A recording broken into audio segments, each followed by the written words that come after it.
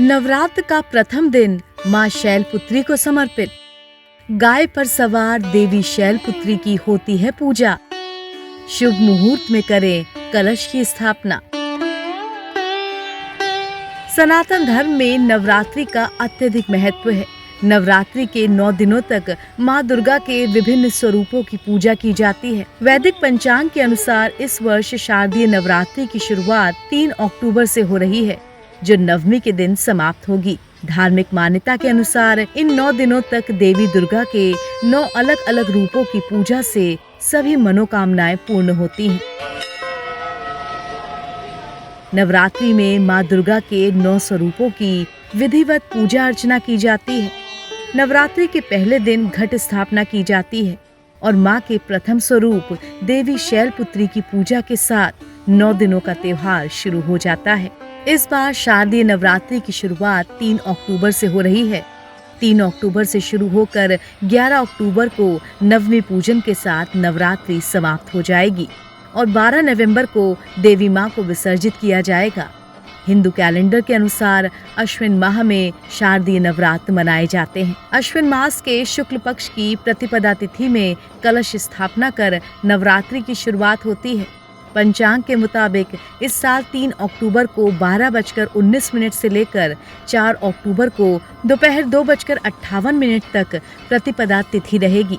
उदया तिथि के मुताबिक 3 अक्टूबर यानी गुरुवार को कलश स्थापना कर शारदीय नवरात्रि का शुभारंभ किया जाएगा।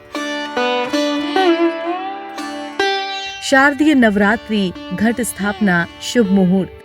नवरात्रि के पहले दिन गाय पर सवार माँ शैलपुत्री की पूजा अर्चना की जाती है, लेकिन सबसे पहले कलश स्थापना पूजा होती है और देवी को भी प्रतिष्ठित करने के बाद ही उनके शैलपुत्री स्वरूप की आराधना की जाती है।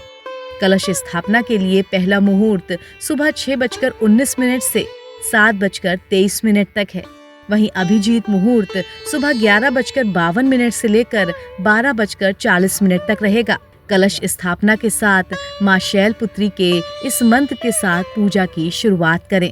या देवी सर्वभूतेषु शैलपुत्री रूपेण संस्थिता, नमस्तस्यै नमस्तस्यै नमस्तस्यै नमो नमः।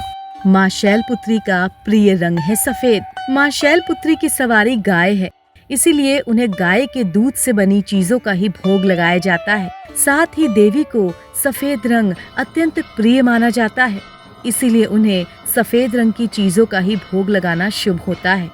पंचामृत के अलावा आप देवी शैलपुत्री को खीर या दूध से बनी बर्फी और रबड़ी का भोग लगा सकते हैं। इसके अलावा आप घी से बने हलवे का भी प्रसाद चढ़ा सकते हैं। माता शैलपुत्री को इन चीजों का भोग लगाने से वो शीघ्र प्रसन्न होती हैं और भक्तों को उनका आशीर्वाद प्राप्त होता है। खास बात यह है कि गाय के दूध से बनी इस बर्फी का देवी को भोग लगाने के बाद आप व्रत के दौरान इसे खा भी सकते हैं। एनबीटी ऑनलाइन की रिपोर्ट।